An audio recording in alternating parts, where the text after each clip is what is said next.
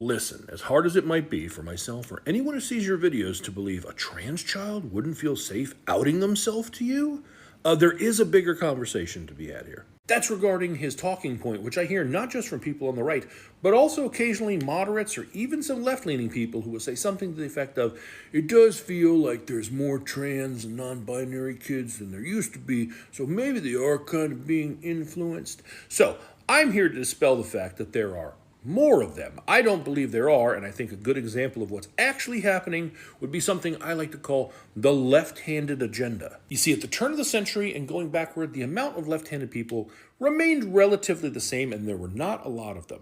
It grew a little bit between 1900 to 1920, but then as you can see in 1920, heading into the 40s, there was a sharp spike upward of left-handed people. It continued to rise until it finally sort of leveled off in the 1980s. So what happened? Why were so many more people suddenly becoming left-handed? It must have been the left-handed agenda. Or it could be that leading up to the 1920s, being left-handed was discouraged. It was frowned upon, especially by educators. I have an uncle who landed somewhere in the middle here, and he said when he was in school, as a left-handed person, when his teacher would catch him writing with his left hand, she would rack his knuckles with a ruler until he wrote with his right.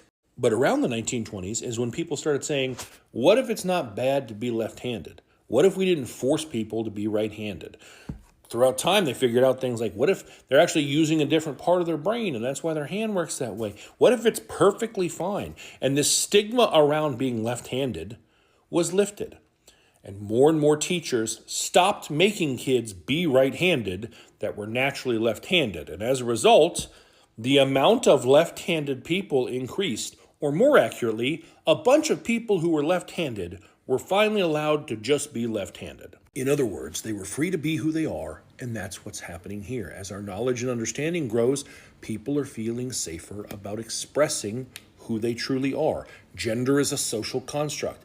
Even religious beliefs like Christianity teaches that our body is just a vessel, that what makes us us is the being on the inside. And you have people who say, hey, I know what I'm presenting outwardly, but who I am on the inside is this.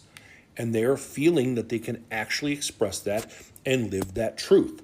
It's not that there are more of them, it's just that they're finally actually able to be who they are.